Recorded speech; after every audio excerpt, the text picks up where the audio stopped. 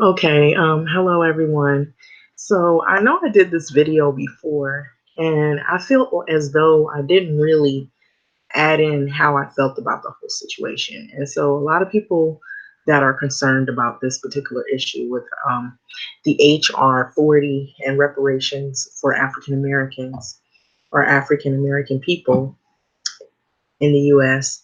So this is the thing. This video right here is just my personal opinion. So I know some people may say, you see the price tag that it has up there that is like really, really extremely expensive. But I'm just gonna say, if you look at the way the world is in terms of, the housing market, there's so much building going on, and there's so many investors and so many people. And then I'm going to say, how is the housing market and reparations have anything to do? It's like what I'm saying is people. I feel like there's money everywhere. It's just the people who control money don't want to invest in those that they feel, that to them are important enough. And I feel, you see how I have a title. I said reparations should be given to African Americans, and we're the only race of people that aren't really taken serious. And I really believe that to be true. I believe some of it is that there's a lot of excuses that people will use to say that reparations shouldn't be granted to African American people. And I believe it's an excuse. I feel as though that there have been other groups that have been, you know, treated wrongly, and they've highlighted a lot of those groups a lot, and they've made more provisions for other races of people in terms of wanting to do more to help their situation or their cause or help them out of impoverished situations than they have Black people here in America. And I feel as though that racism is very prevalent still. It's just hidden, it's just dressed up. Um, Things still do go on. People are more clever at not saying certain words or not doing certain things that err on that odor, that ugly odor of racism.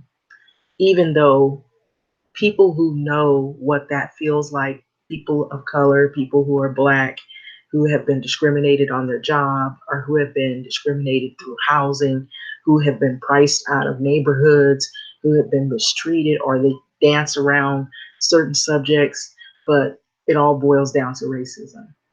And I feel this is another one of those issues where, okay, they're talking about it. And I feel like what's going on too, that's playing a role in this, is that right now there's a lot of politicians that are getting ready, and they are doing, the Democrats have done like a part one, part two debates. And so when you hear them standing up on the podium and talking about all the different things that they're going to represent in terms of what their presidency would be for their 4 or 8 terms, if they're to be lucky enough to be elected at all, they usually bring up all of the hot button topics, and they bring up all of the issues that people, or they think people are going to be most concerned about. I feel like when I've seen the first presidential debate, that most of the candidates, you heard some of them speaking a little bit of Spanish. You kind of feel who they're trying to cater to, and a lot of it has to do with the immigration issue. Now, I'm pretty neutral. I try to be, how would you say, play devil's advocate, and I try to be safe in some ways and to try not to offend people, but you can't make everybody happy, no matter what you try to do to appease people or to make them understand what your points of views are.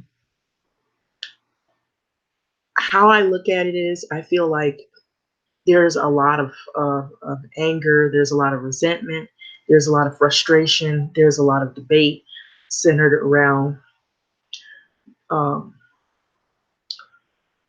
reparations to Black people in America. I feel that this America is still run by white people who do not want to give reparations to Black people, point blank. And I feel like they dance around this whole issue because the reason why is that there's still that scathing, hidden, which is really not hidden to me, but it's sort of like in the back burner, that racism that just holds this country, you know, up, and it's there. It's not gone away. Those people that hold on and harbor that racism, they're still there. They just try to maneuver things so that it sounds like they're empathetic. How would you say empathetic? I wouldn't say sympathetic, but empathetic. But they really aren't even empathetic to the plight of Black people in America. And I I feel like even though they put this large price tag, it's even more than that. But it's no, I don't want to sound to people like I'm being spiteful towards other groups or other protected groups, in other words. But then yet I want to also be honest that sometimes they give more credibility to other groups' fights and other groups' causes or plights and setbacks than they do Black people. And that is the reason why we're so far behind economically. And even though some people have brought up some good articles about, oh, it's not even racism, things have gotten really out of control, everybody's feeling the pinch and all this kind of stuff, still, there is money everywhere. And the reason why I brought up the housing market is because, like, right now, it is so crazy. You got people coming in, they're going to the very neighborhoods where Black people have lived all their lives, have grown up, maybe went to school or whatever. And the little life that you do have here in America, now they want to, get you to migrate further away, to away from where, jobs and money and opportunities are. And we know, if you really read into the history of things and you see what's going on, think about it. Now I know people are gonna say, oh, he talks about things about Jews and blah blah blah. Farrakhan has talked about this. There's been other social media outlets where people have talked about the issues of racism.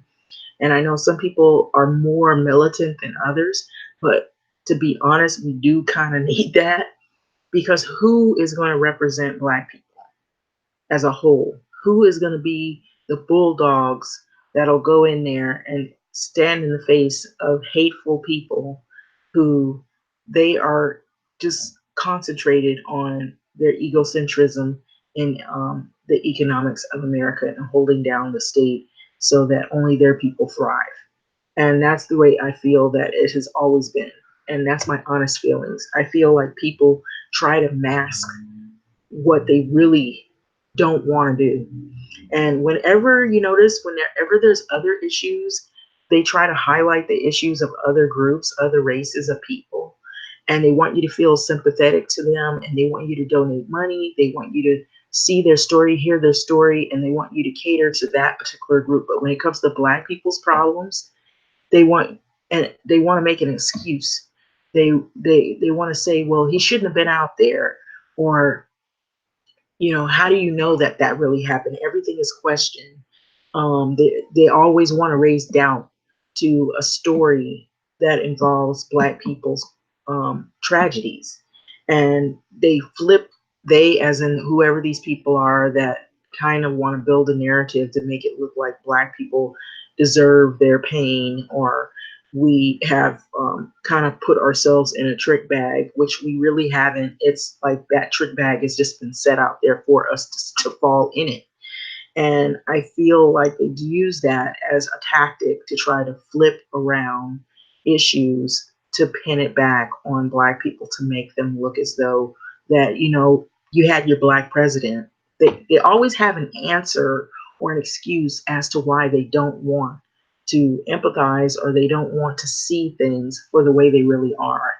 And that's basically what I'm saying, what I'm getting at. And then you even have people, even in the work world, I noticed even here in Los Angeles, so I'll just stick to one place, one city, where I've witnessed this, where I feel as though, like, even in the work world, a lot of times you don't see, and I'm going to be really frank about this.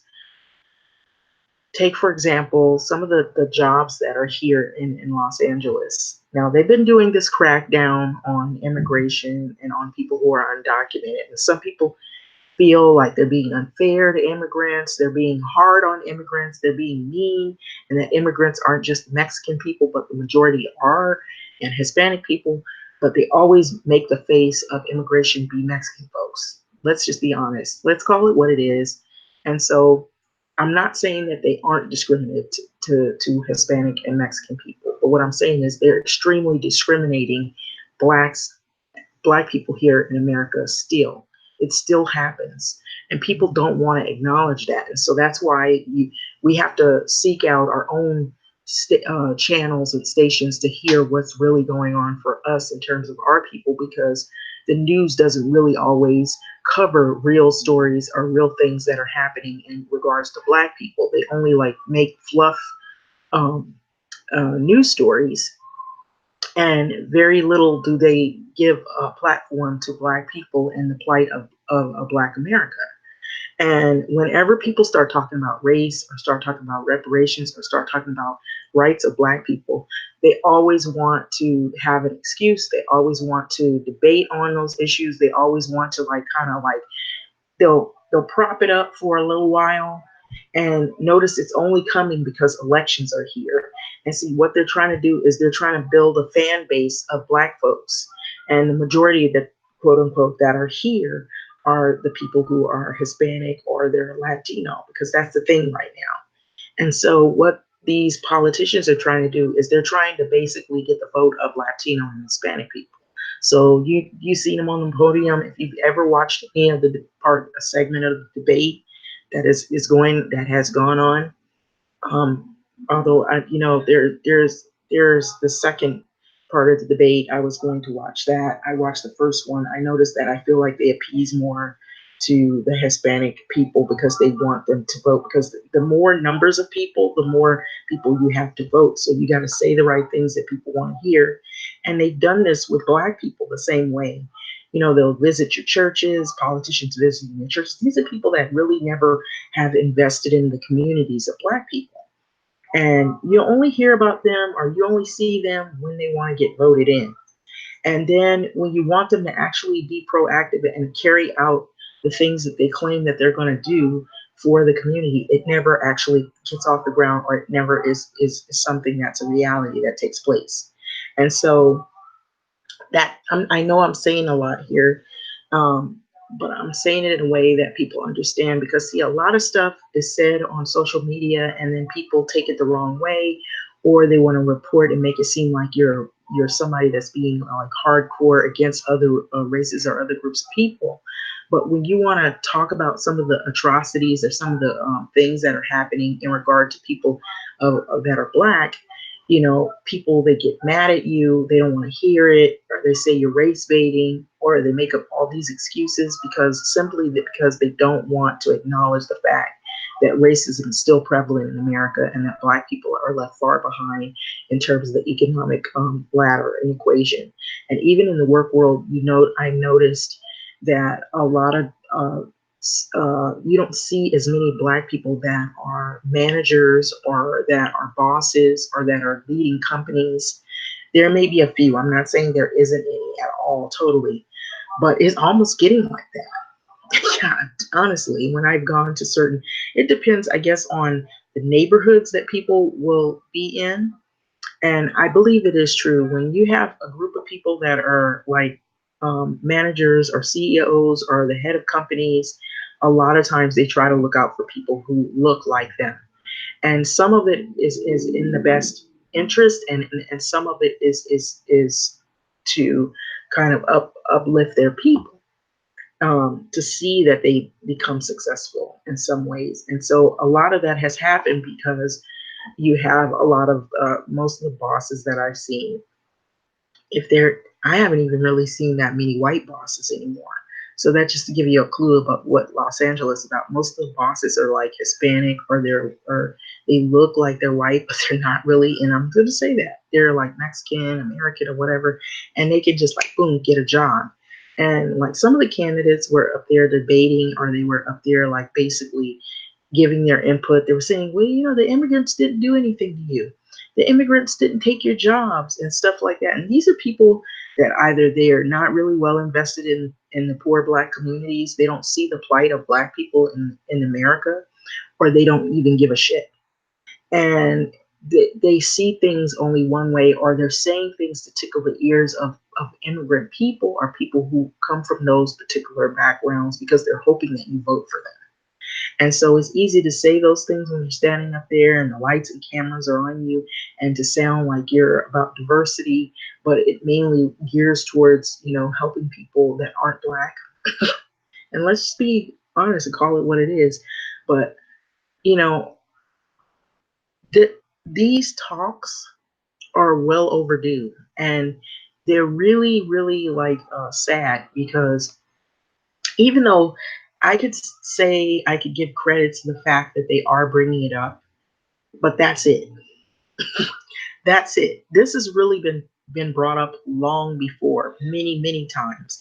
It's been brought up on social media many, many times by different platforms. Some are a little bit more militant than others, because of the frustration and the anger that it has been constantly brought up. And there have been people that have come before the journalist and have brought up these issues, and they haven't really been heard or listened to. It's fallen on deaf ears. There's been no proaction in this issue whatsoever. And I believe the reason why is because people are very egocentric when it comes to the money market, housing, and everything. You see all these developers coming from all these other countries. They got cash. They pay upfront for these properties. They somehow know who to talk to, and then they build these different units. Now the thing out here in Los Angeles is called, what I'm going to call, they call it luxury apartments. Luxury apartments, you know what that's going to mean? Luxury money. And if you can't afford it, then you're out. And so that's what the talk is, even in the Inglewood area for the longest of time. At one time, Inglewood, there was a history where it was all white. And then because of the white flight issue, and then some parts of Los Angeles were white, and then a lot of people moved out. And what I was told by even realtors that I had spoken to recently said that a lot of realtors back in the day that would use these tactics called steering. And what they would do is they would tell white residents who lived in neighborhoods that were, I would say, once all black, after white flight had taken place. They would tell them, before this was prior white flight, they would tell them things that would scare white residents, outside of already racism being as prevalent as it was then, as it is now. But even more so, it was there because they had the redlining going on. They would scare them and cause them to move and go out into the suburbs. And so they would offer them, whatever it is in terms of housing expertise. And then the reason for doing this is because of the prevalence of racism and all of the stuff that was going along with it, aligned with it. And because there were so many black residents that wanted to become homeowners when they came in, they would offer them, opportunities for home buying, but at a much larger rate. And so then for them, as the realtors back in the days when they were doing this type of steering, race-based steering, it was a win-win for them in money and higher commissions and what have you. And most of those people are going to get money. They're going to get commissions and stuff like that. But I feel as though you have to watch who you're buying homes from, because you have to get more than one. You have to talk to more than one individual, and one whom you feel that you can trust is going to be honest, because a lot of times They want to get more money, and the way it's so competitive right now, um, now it's like a free for all. It's sort of like in a ways where it's about the money, and it's about who's going to get the most money, who's going to buy up the most properties. And what's happening now is the distressed areas in Los Angeles that were once all black are the places that they target. And that's the reason why I'm saying that the plight of Black America is been well in danger in terms of the economic issues that go on. It's like home, the American dream. That's what it was called. Getting that home and the white picket fence and all that, and having opportunity to have home building and wealth and what have you, and passing it on to your children. Those things are far out of reach.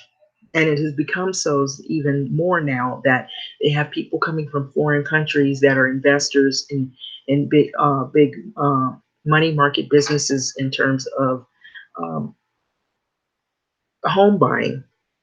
And now what I heard the talk is that even single family homes, they're buying some of those properties in distressed areas, and this is what they're doing is they're buying those properties, and that's like a new thing because the reason why they're doing this is because either you have not so good credit, or if your credit is good, you can't make the down payment, or even if you get money to make the down payment, because the price tag on the home is so big that you know you you just don't see that you can actually pay that loan off in a decent amount of time.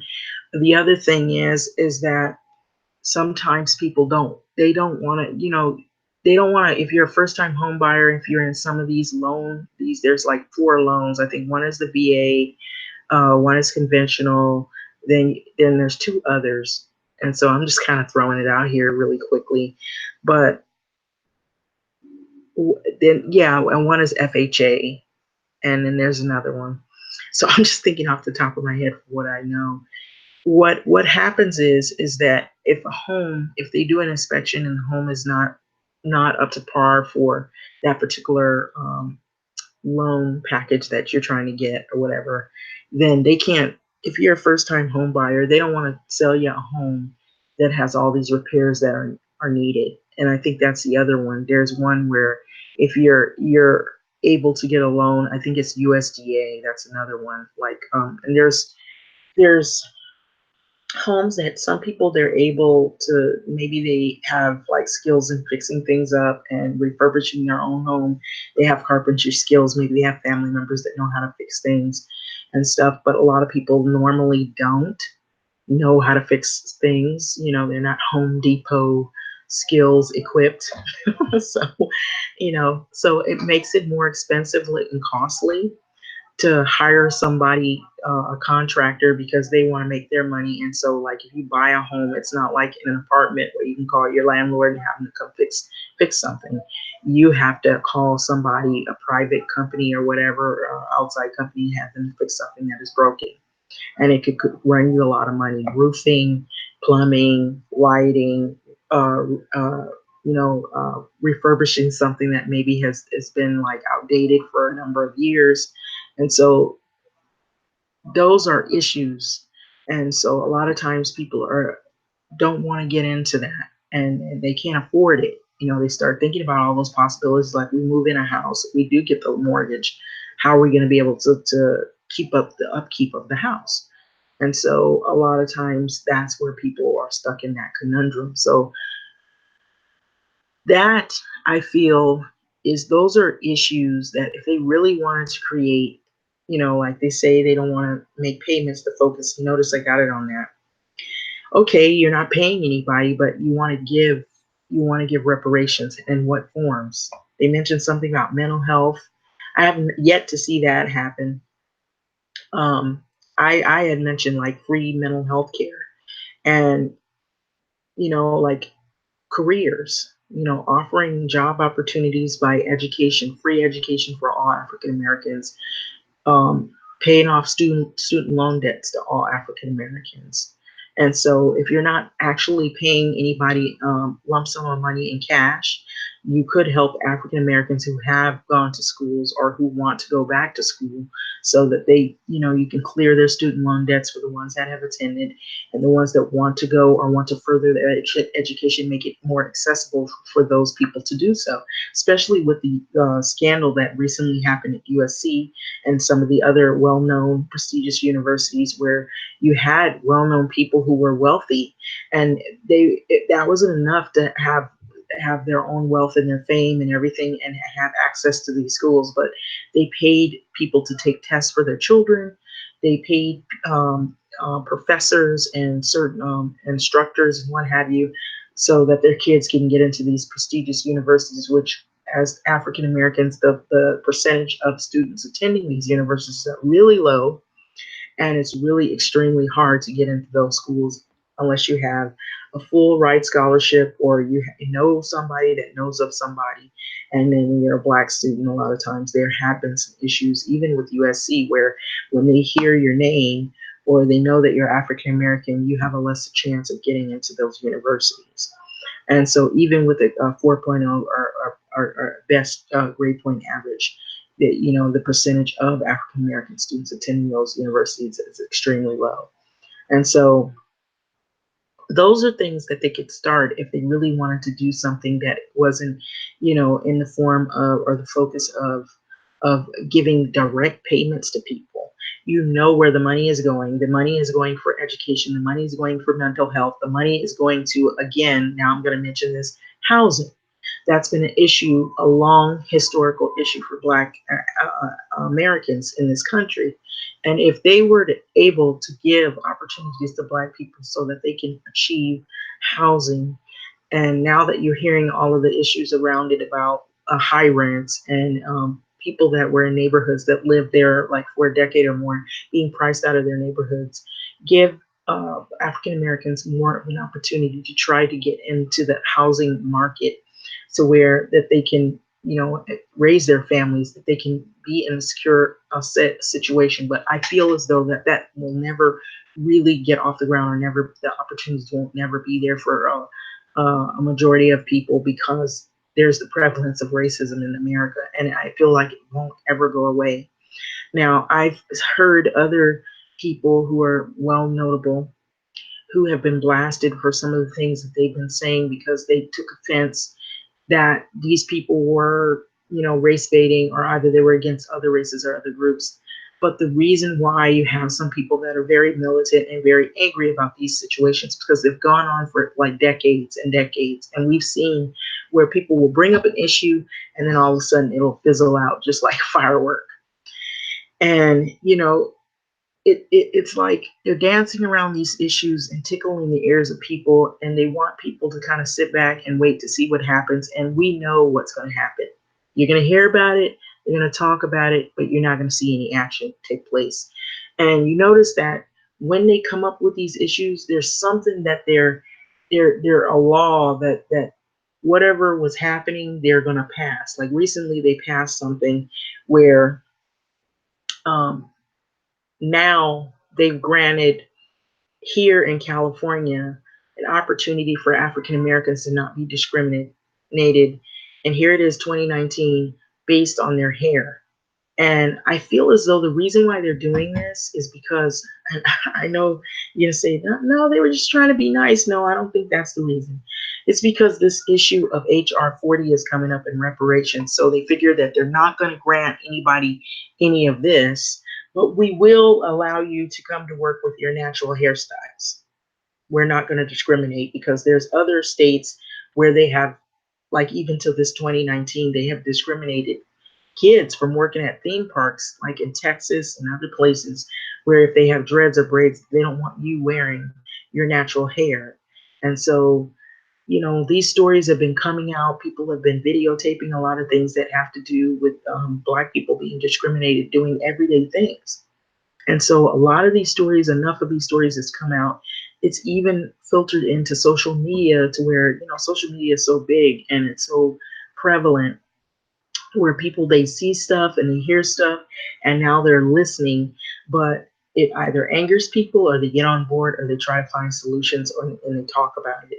And so what has happened is they've highlighted all these other groups, and and I'm not trying to be offensive to other groups and protected groups, but what I'm saying is that they highlight all these other groups and their plights and their stories, but when it comes to black people in America, there's only so much that will be done for fighting for black people's rights.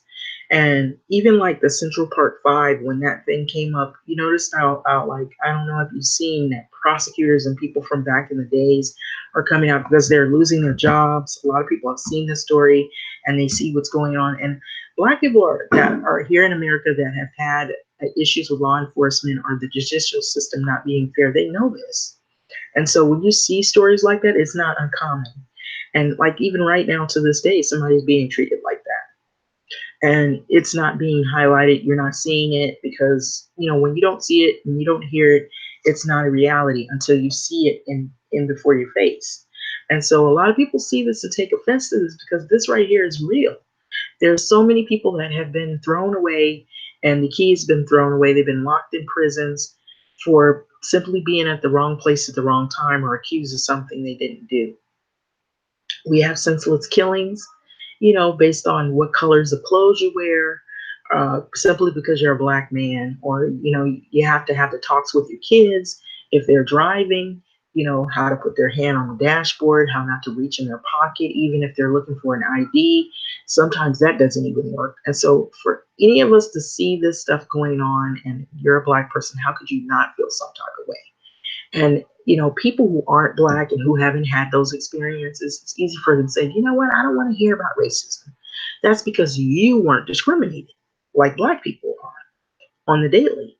And so you face maybe different problems. I'm not saying that other people don't have their own issues and their own problems, but you don't face the black problems. So it's easy for people to say, I don't want to hear about racism, or I don't want to hear the talk about racism, or I'm tired of that. It's always, I'm tired of it, because black people are always put at the very bottom of the totem pole, or even lower than that, I feel. And so I feel like whenever that it has to do with issues of reparations, the rights of black people, or discrimination of black people, they feel as though that is dead and tired, and it isn't. It's ongoing. It's still prevalent. It's still happening here in America. It's just dressed up. It's more hidden, and it's more. People are more clever at how they word things. Even though that people will say, "Oh, we're inclusive. We have an environment of diversity," and a lot of people say things. It's just like the politicians. They get up there, they want you to vote for them so they can say all the things that you want to hear. There's very few politicians are actually going to try to carry out things and go to bat for people. And then you got to see who all is up there, and who's working behind the scenes for them. And so really, I don't put all my bets on just politicians, because there's somebody always pulling their strings, telling them what to say, writing their speeches, or giving them suggestions on who to appease to and who their target audience is, so that they can get higher points and votes.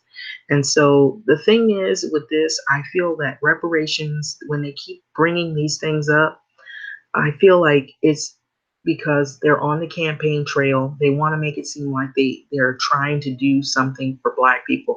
I've yet to see it. I'm one of these kind of people, and I don't know about any of you. I have to see something happen to actually see that somebody's trying to do something. Even though that this talk has come up, and it's come up many times even before, this is probably the most, I say the most, where in my lifetime that I've seen people actually really delve into this conversation of reparations than I have ever seen ever before. I remember, like, here in Los Angeles, there was this guy. He would drive around with this truck and it would have reparations on it, and he'd have like the green, black, and red flag colors that represent African American or people of this country.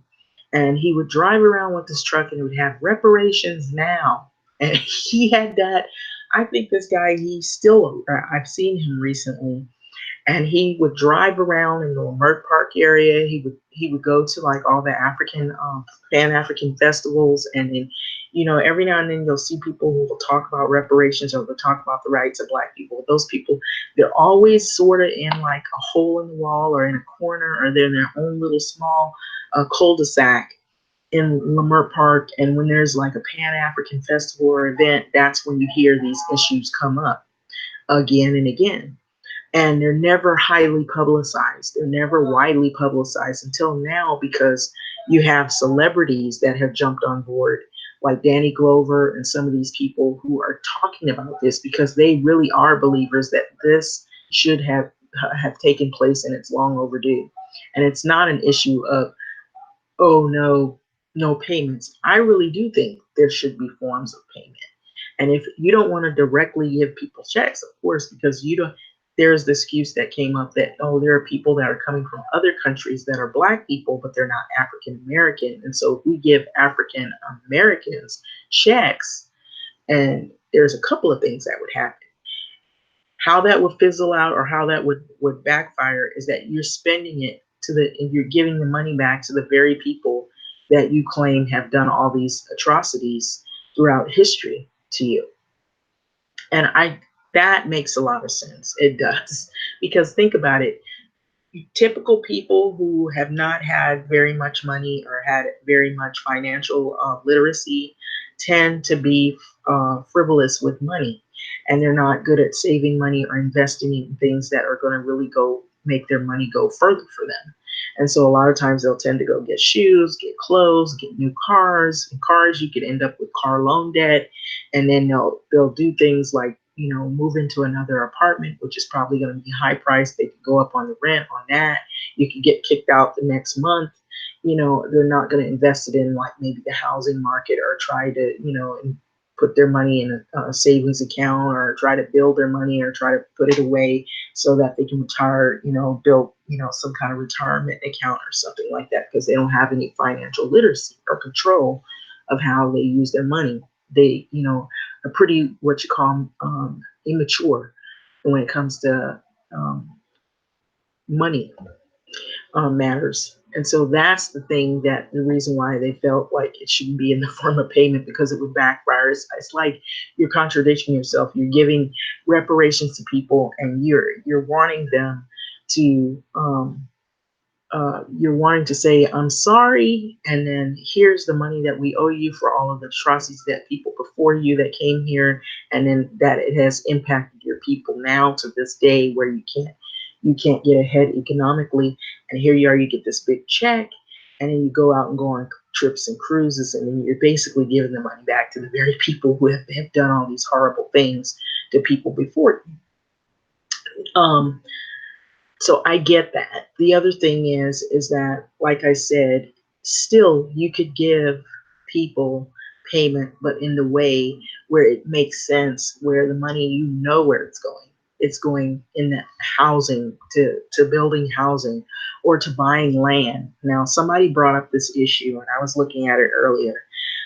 Give people their own country, buying land, allow them to buy plots of land so that they can build their own houses, and or have it to where houses can be built, and then give them their own section where they can build wealth. And sort of like, if you hear those stories like Redwood, the Black Wall Street, a lot of different cities or towns that Black people had back in the days, and then a lot of those people were able to thrive. They were able to build money and create economic power, infrastructure, and things for themselves. But people who were jealous that were on the outside did not like it. And so they would purposefully go to those towns and burn those towns down. We heard that with the red Rosewood. I said Redwood, but the Rosewood story. If you don't know about that, you can look that up. And there's the what they call the Black Wall Street. And there's a lot of stories where those things have happened, where people have tried to build and they've tried to thrive and they were successful. You know, from some of the stories I read, that there were black towns, there were black cities. They had built their own houses, and they were very successful. They even built their own schools, and people were able to, you know, really thrive and really like their money was bouncing 100 times within their community. It never went outside the community into other groups, other races of people. It bounced 110 times fold in their own communities, and so that was how they were able to thrive. But when you're here in America as a black person, you have to, you know, if unless somebody's got a lot of lump sum of money or that they've left you, your money doesn't really tend to go far unless you're a celebrity or you're somebody that. But even if you're a celebrity, you see what has happened to some of the celebrities here in America. The way you go up is the way you fall, and you go down in flames. And they take everything, they strip everything from you. Is the way they give it to you is the way they take it back, and even then, then some. And so it's like they don't have any problem in taking all of your merits away from you and stripping you from everything that you've ever achieved that you had to work years and years for. And so there's so many scoundrels here in America that have done things to Black people to keep them poor. And I know I've never really been that how you say vocal on the issues of black people as much as that people would like probably me to come out and be honest to say, but this is probably the most honest that I've ever been about that. I feel like when black people want to seek out success, they want to build an income, they want to thrive, and they want to grow, that they're always given more obstacles than more pathway to thrive economically in this country. And so you can be the most educated, but you can be the most educated poor black person. And you can be, you know, well read, you can be articulate, but you can still be living paycheck to paycheck in this country of America. You can be a person who is about diversity and trying to see other people's plights and be inclusive of other people, but when it comes to black people's problems, you're ignored. And so that's the way I feel like it's always been, and it has not really changed. And that's the unfortunate part of being Black in America in terms of the growth and trying to, you know, build something for your family and for yourself. You feel as though a lot of times that you have a lot of obstacles or you're trapped. Opportunities that are given quicker to people who aren't Black are not given as fast to people who are Black. And, you know, I've seen where even in the work world, people don't have a lot of college education, but they're able to get jobs. They're able to get into like managerial positions, or they're able to get into like maybe supervisory positions and make, you know, a salary. And black people, when they get in those positions, if you're fortunate enough, they always are like looking at every little mistake that they think you're going to make, and they're if you have any college background whatsoever, they test you on it every step of the way. And so you get treated a different way other than your counterparts, people that are, and usually the people that are here in Los Angeles that usually hold managerial and supervisory positions are usually Latino people. A lot of people have all this sympathy for immigrants, but lack sympathy for Black folks.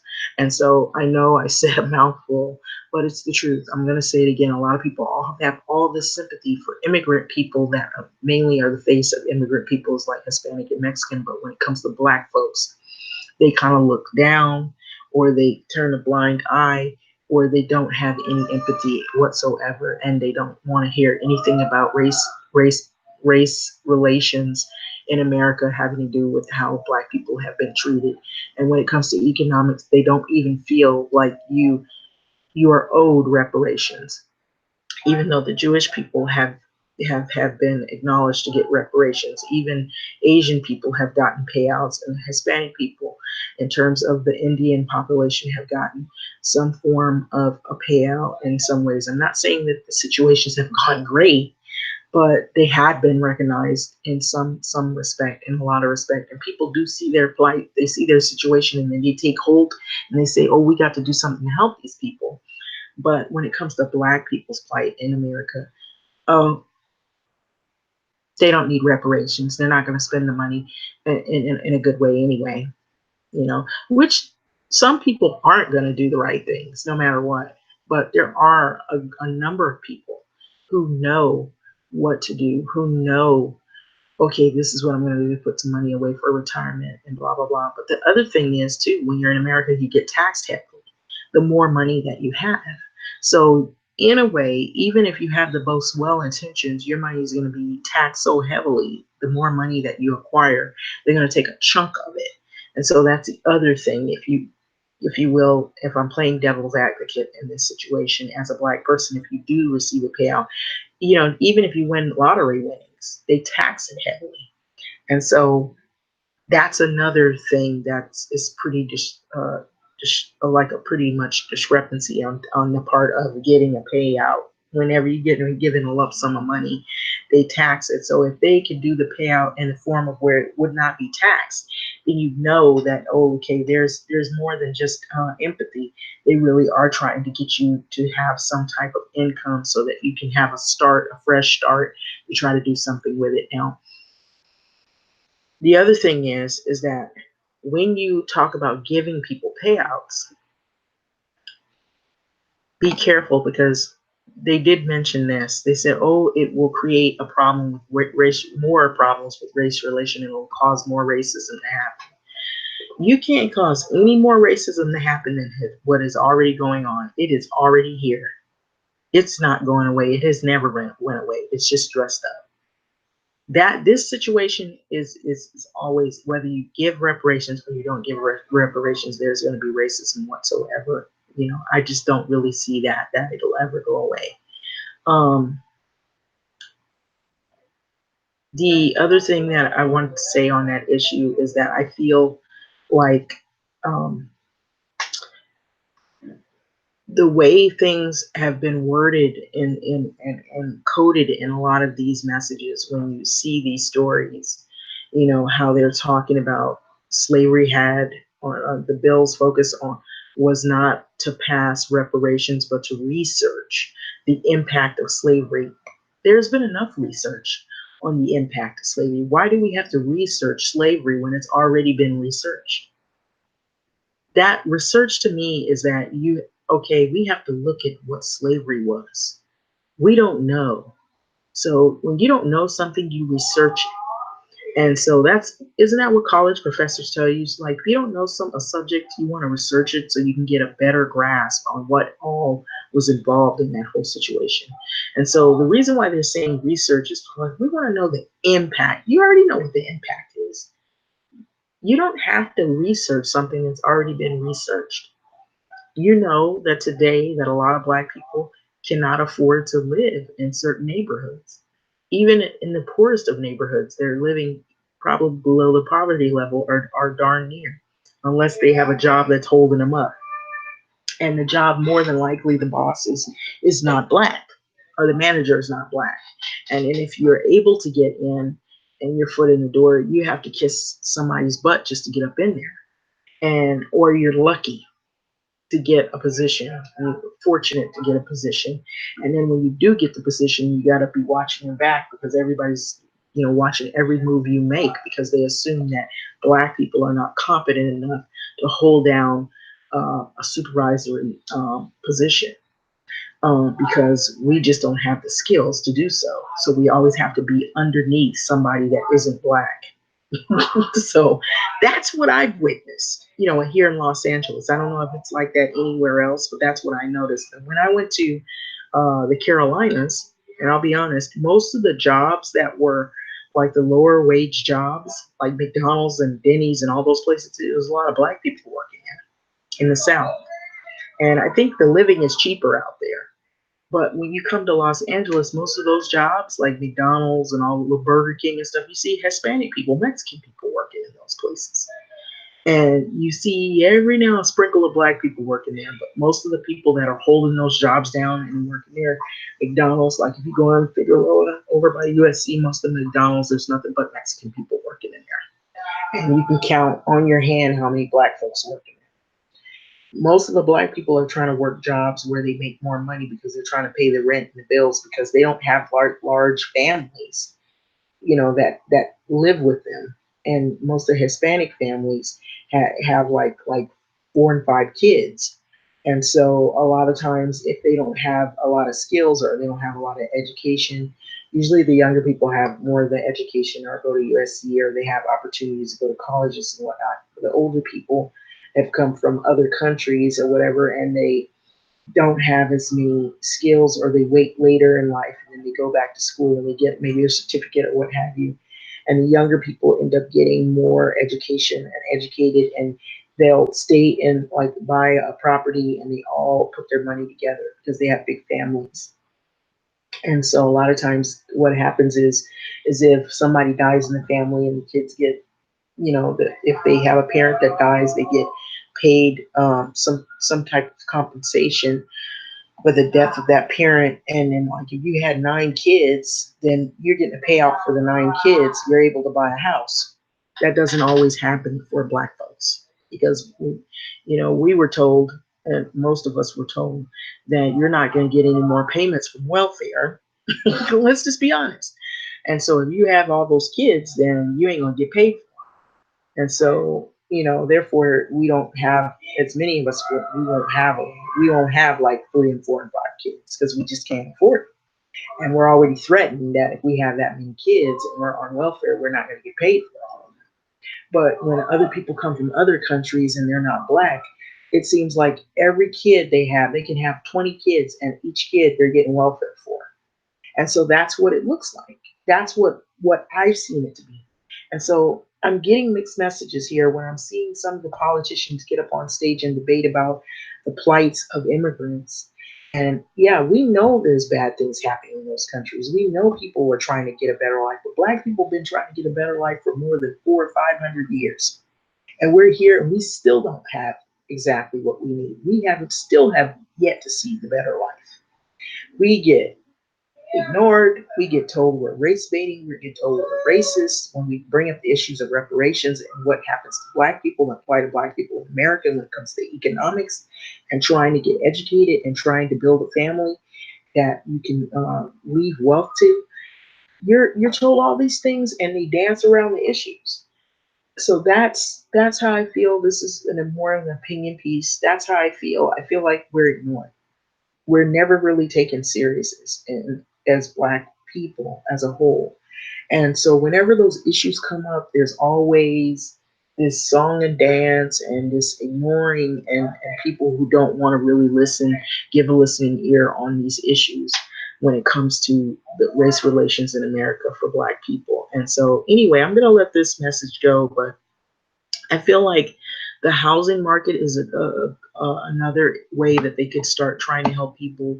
Education, mental health. There's also retirement for black people. You see, there's a lot of homelessness, even in Los Angeles. There's so much homelessness.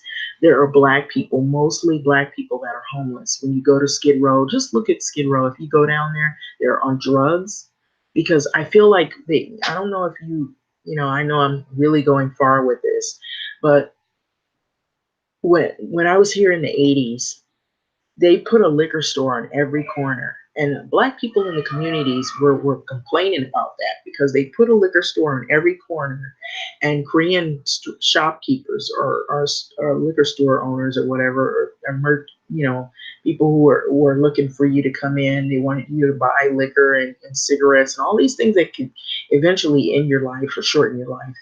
And so they would have like a liquor store literally at every corner. There's still places like that. There's a liquor store at every corner. So what happens to people when they're depressed, they're angry, they feel like they don't have any way to relax? They had to work for somebody that's white or somebody that wants to be white, and they're riding your neck and you're living paycheck to paycheck. You can't see your way out of the bills. You don't have any room. You can't even go see a movie. You have to move money aside and say, okay, well, we can't go to movies this weekend. We'll go next weekend. And when you see that kind of stuff, what do people do? They get depressed and they go drink or they go do drugs or whatever. And so if you have enough of that, which that takes your money away, because you spend money on alcohol, you spend money on cigarettes, you know how expensive that can get, and then drugs. Now you have health problems and mental problems and then other problems and then trauma and stuff. And as a black person, and then you can't pay your rent, your bills, you get behind on it, and your family, whatever little bit of family you do have, the people who are trying to hold it together, they see that you're letting your life go because you're drinking and you're drugging it up, and you wind up on Skid Row. And so I'm not saying that's what happened in everybody's situation, but that's a percentage of what is going on. And a lot of times for black people, they're already dealing with the fact that you're black, and then you're having to deal with all the racial BS in America. And so when you put all that together, and yeah, you're going to be a candidate for substance abuse. You're going to be a candidate for drug addictions and all kinds of mental problems, and financial problems. And then we already heard stories. I don't know if you know this or not, but even in the car, buying a car, they have purposefully priced cars a lot higher for Black people than they have other people. The same with the housing. They want you to pay more rent. They want you to pay more if you decide that you have enough money and you're going to try to buy a home. They price it higher. And then if you have any home that you have your eye on, you look the neighborhoods, and neighborhoods tend to be gang, infested, and your life is short there because if you just wear the wrong color, you may not even be associated with a gang. Somebody targets you, even if they're from your same background. And so these are the type of things that stress Black people out. And so this is the kind of stuff that, I don't know if anybody knows, but like you've seen the Nipsey Hustle things, everybody is not a thinker like Nipsey Hussle in terms of let's try to collectively build our communities back up, and let's try to put a percentage in property and try to see if we can invest in that, and then we can bring some of the distressed properties that are in Black communities and try to make them more Black owned and be more successful, and do right by people of color. That is not every person that has come from that background. Um, Everybody doesn't think like that. And I don't care what truces they call themselves having. Those truces are short lived when it comes to like, oh, the reds and the blues are coming together and all that. We know there's knuckleheads out there that are still going to try to target people from the same background simply based on a color or neighborhood that they don't really own. The fights that we're having are so immature. The fights we need to be having are about issues like this. And so this is the kind of thing that is enough to stress people out. And you see a lot of people on Skid Row, and the majority of them are Black and Hispanic, but a larger percent of them are Black. And so many Black men on Skid Row, it's not even funny. And so when you get ready to look at that, you can look at those stories and see that a lot of those guys, they were, probably veterans. Some of them weren't veterans. They might have been trying to live this American dream, but this American dream is far and few, far out of reach. And an American dream is not really for the black man. As they say, it's for white families or Hispanic families, and that claim to be white or whatever. Um, and this is the kind of things that depresses people, and it will cause you to have a mental breakdown because you feel like all of the opportunities that you would want to thrive and strive for, even if you strive as hard as you work as hard as you can, you go to school, get educated, you try to stay on the right path, you try to stay out of trouble with the law, and you stay away from all of the drama, but you still just never can't get your foot off the ground to do things that are for the betterment of your family and the future of your family. So that is the reason why you have some bloggers or some people from different backgrounds that will say things that are a little bit more militant because they feel as though that a lot of the things that they have tried to do to try to approach issues on the terms of people here in America that aren't white, that if they could listen and they could present the cause of what's going on and how that they could help, it falls on deaf ears. And so I feel as though that there's a lot of money out there. There's a lot of opportunities out there, but the opportunities are not presented to people that are black. And there's only a limited amount of opportunities, and you're always tested on each opportunity that you do get, and you have to show and prove. So that's where you get the stories where black people, when they go to school or they go to a job or they have to perform in an interview or a workplace, they have to be double and triple times better than their counterparts because they're always being tested on everything that they know or that they have um, some kind of expertise on. But when it comes to other people, they may not even have any college degree. They may not even have that much knowledge about the subject matter. They might have went to college, but they don't even know the position, but they get those jobs and boom, they're in there, and as long as they're not black and they get support. And so this is what I've seen, even in the Los Angeles area, there's been schools where they were black run, and you don't see a lot of those anymore.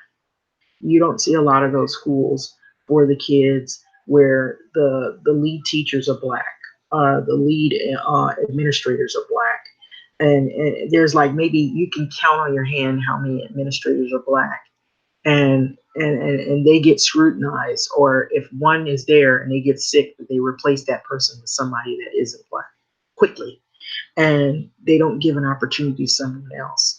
And so there isn't that much diversity when it comes to black people. And then the other thing that I'm going to be honest about this, and I know people are going to say, oh, that's not true. Yes, it is true.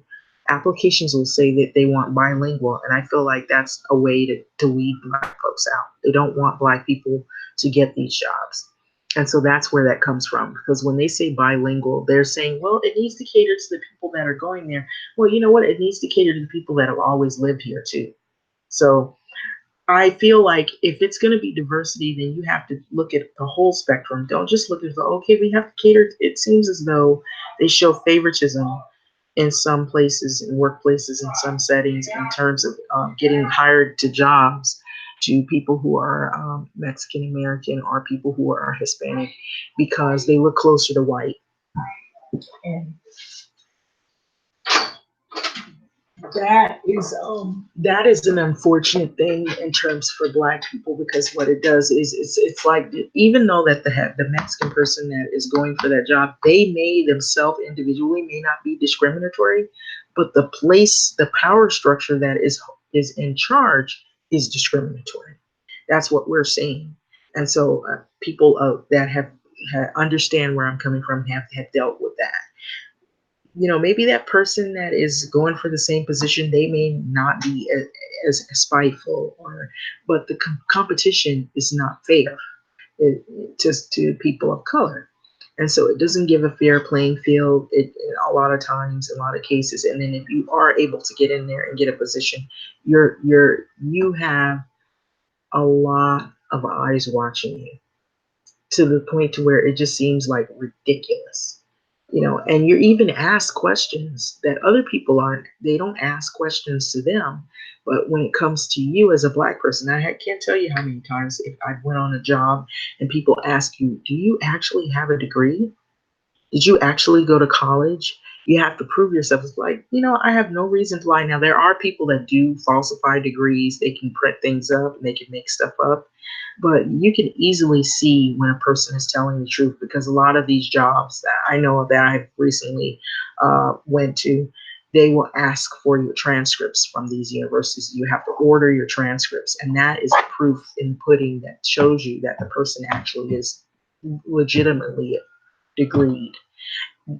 Having a certificate or a degree or something in a frame does not make you degreed. It's your transcripts that show that you actually attended that college, and the classes, the series of classes that you took over a period of years, and the credits that you obtain to get that degree and to get that placard. So a lot of times, too, like with some jobs, they have to do background checks. They do background checks on black folks more quicker than they would others.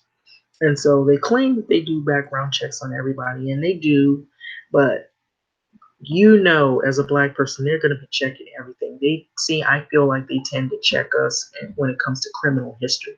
They want to know if because we're already looked at as criminals. Let's just be honest. I'm not gonna lie here.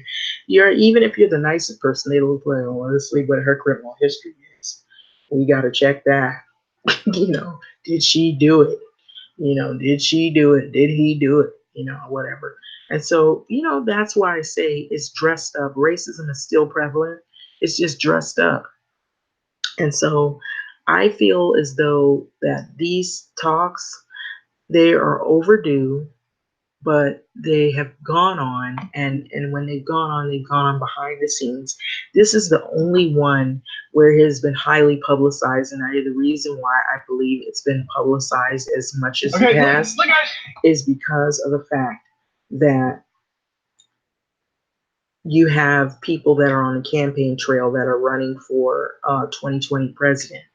And so, you got all these people, all these Democrats that are trying to run for president, and it's like a floor show, and they're trying to gloss around the issues. They're trying to highlight all these issues. They're trying to beef it up, and then they're trying to make you know that they know Spanish because they got a target audience and they want these people to vote for them because I know Spanish, or I have a Spanish tia and tio and all this kind of stuff. But when it comes to black people issues, you hardly see anybody representing black folks. And then when they do, they'll talk about some of the most pressing issues, but they only say that to tickle your ears, and you have yet to see any action taking place. All these other groups, and that if they want rights, they kind of like the civil rights has been diluted when it comes to black folks. They have a lot of people who have had rights that were either taken away or they are heavily scrutinized. But what they tend to do in America is dilute those people's rights that are in other protected groups with black civil rights. And that is the reason why people are frustrated, because what black people have gone through and still go through in America is not synonymous like what other people have gone through. Now, I'll say there has been some things that are closely related, some other issues that have been closely related. Like here, if you have black people, if they're gay or they're lesbian or they're trans, they're heavily scrutinized, they're heavily demonized, and they're murdered oftentimes. Um, that goes along with the umbrella of being black. And so that coattail, just that coattail alone, the white gay community will tend to ride. And that's frustrating because you are white and gay, you are not black and gay. So what black and gay people or LGBTQ people go through is not nowhere near the same drama as what black gay LGBT people go through. Is a lot different. There's some similarities, but you can clean up, go out of your neighborhood, live a good life, and not go through some of the black plight, the black problem, because that's a whole nother ball game. And so some people say, no, that's not true. No, yes, it is. It is true. Because anytime you can have a white woman come into court and they don't have really any evidence that she's been raped, they just go on hearsay, and she can have somebody stripped of their merits, their star in Hollywood, all of the shows they've done, all their lives, all of the credibility that they have, all their networks, whatever they have, all their money goes into lawyers to try to fight this one person. But because she's a lesbian and she's white and she's financially well off, she's able to get that respect. As if it was a black lesbian, she probably wouldn't be able to get that same treatment of respect, that level of respect, as the white lesbian does. I feel that that's my personal feelings. I'm just being honest. I feel like black lesbians are not treated the same way white lesbians are treated. White lesbians are people who are like in that gay community. I feel like the ones who usually highlight the gay community and do all the speaking tend to be people who are more well off. financially, or they're highlighted in a way where, every now and then it's just like the Parkland situation in Florida, where all these white people came out, these white kids, these white teens talking about how they wanted to end gun violence and they wanted to stop the violence and how this was horrible in their school and everything. And here you have neighborhoods, depressed neighborhoods, black communities where black kids have seen violence every day of their life. And when you come out as a black child and you do the same thing that those white kids do, nobody's listening. Oh, they're all gangbangers, they're all thugs, and they ask for it. You shouldn't have been out there. That's what I'm saying. If you get where my drift is, your words don't resonate as your white counterparts. And so that's the thing that tells me that racism's never really going to go away, even on other levels and other groups. If you're black and you're wealthy, some people will distance themselves from people because they feel like, oh, I got this money, everybody's after it, I don't, and they are calling me a sellout. And then sometimes there's some situations that you feel sad about and you think, you know what, you want to be for your people, but then when your people turn their back on you, you say, you know what, I am going to move out, because if I live in this neighborhood, my kids could get shot. I'm going to be discriminated because of the fact that I'm able to achieve an education, able to fight for my family, and build some type of level of economic um, strength to some degree. It may not be the best, but I'm trying. And then those who just don't want shit kind of put you down or put you in a situation where you feel as though you have to distance yourself. So that has happened. So I'm just kind of laying a lot of different things out here. If you see where I'm coming from, I'm not trying to make it seem like it's an offensive topic necessarily per se. Now, I'm not saying that white gay people don't go through their own trauma. They do, you know.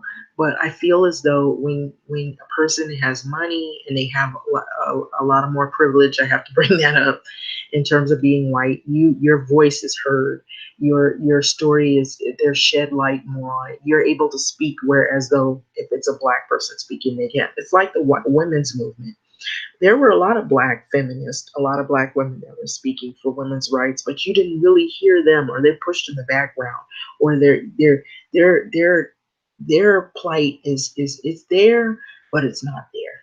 The people that they shed most of that whole persona is white women and their plight, white women's lib and white women's rights. Me Too is overshadowed with all these high name, high end white chicks that are celebrities and stuff. Even though a black woman came up with the concept, you'll never hear that. It's almost like she's like in the background. She's overshadowed by all these white people that have come out and talked about women's rights and stuff. And they want to buy your book, they want to, endorse your book. They want to, a book signing. They want to put your quotes up all over social media and stuff like that. But when you're a black woman and talking about women's rights, oh, you're a lesbian, or you're a B, or you're destroying the black race.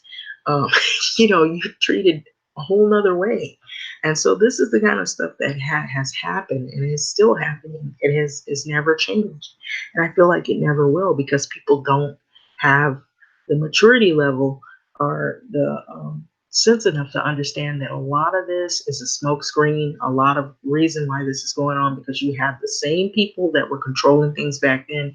Their kids are now in control and in power, and they have been trained by yours truly, the forefathers who created the racist infrastructure. And so they just passed all of that. They passed the torch on down.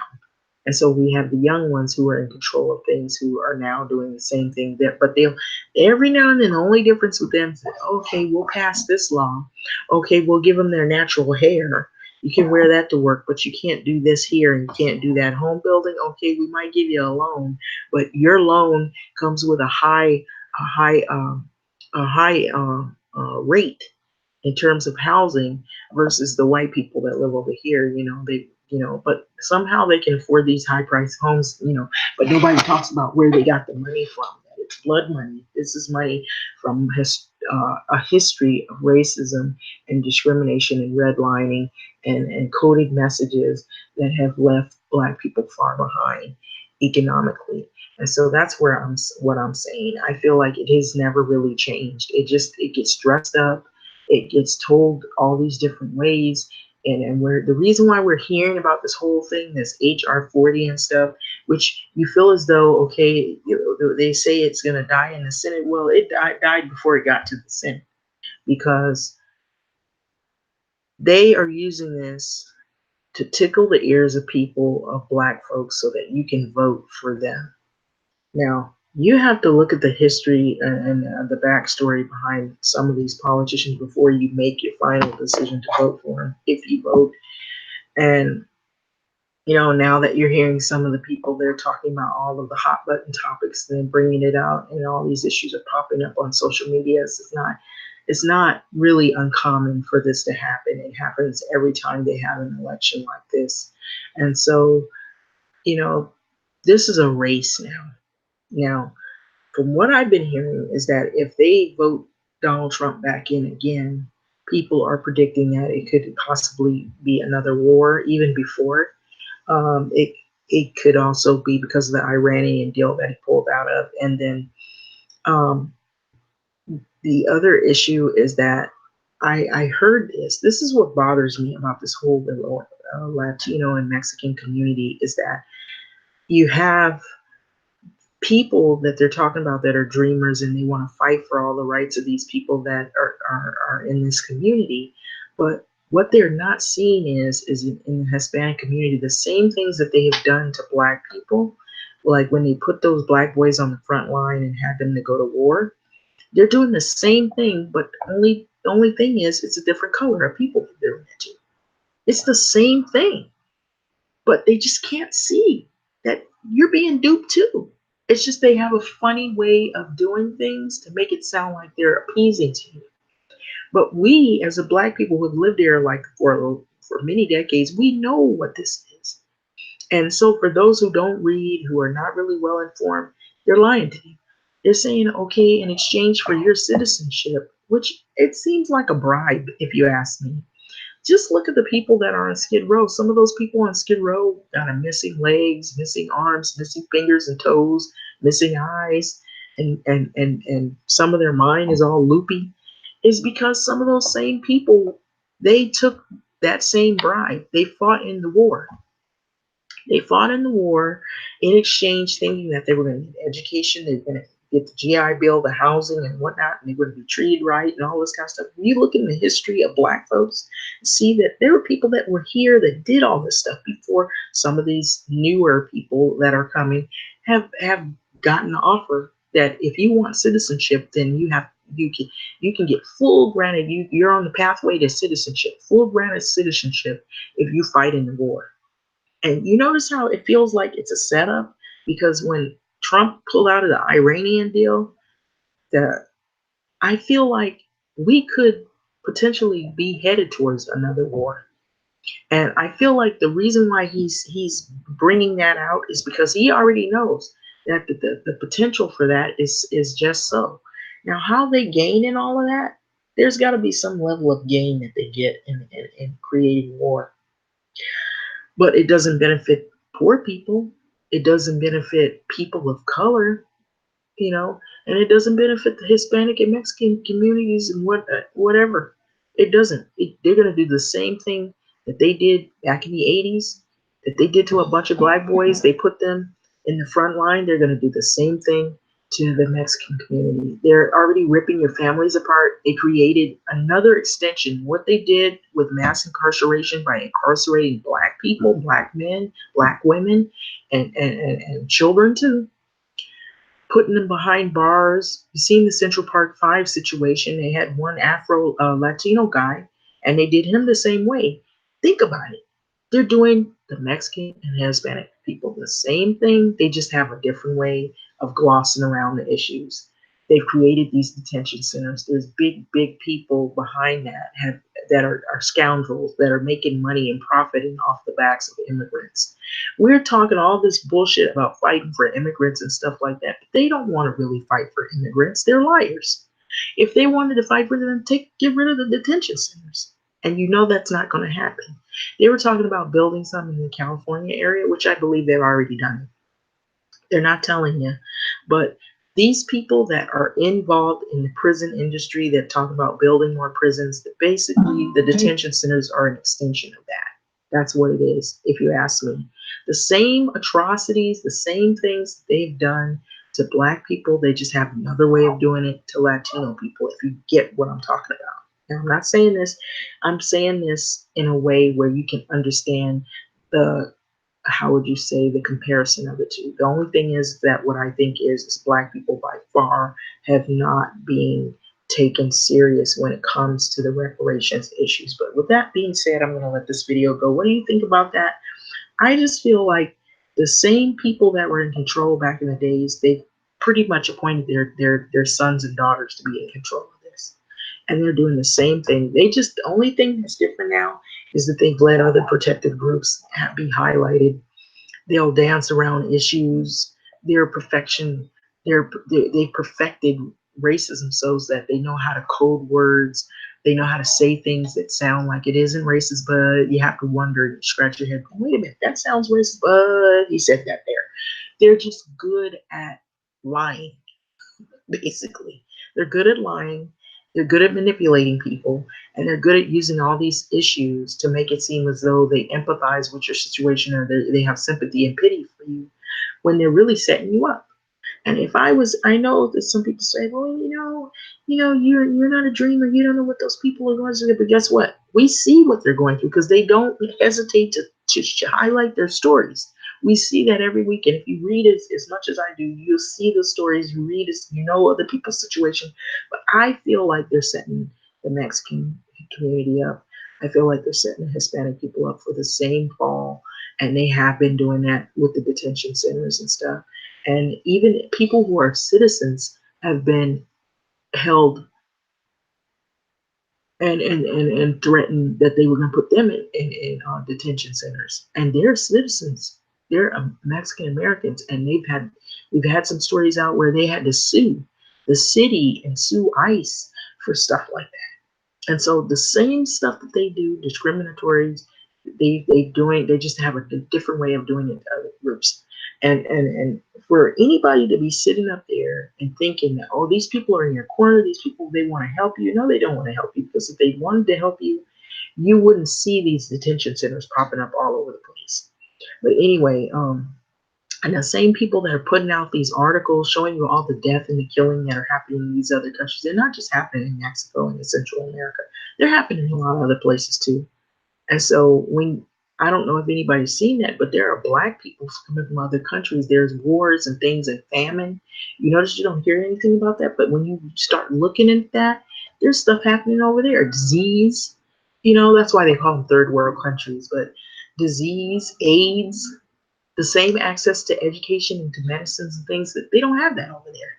And they pretty much raped countries and taken resources, and then they call them shitholes, excuse my language, but they call them that. And so the very countries that they call these names to are the very countries that they've taken resources from, and now they're fighting over them resources, and they're making decisions for people who don't have a voice. And then you're kind of stuck scratching your heads like, who's behind all of this? But if you're really smart enough, you know who's behind. There are bad people behind this. There's a lot of collusion and corruption going on.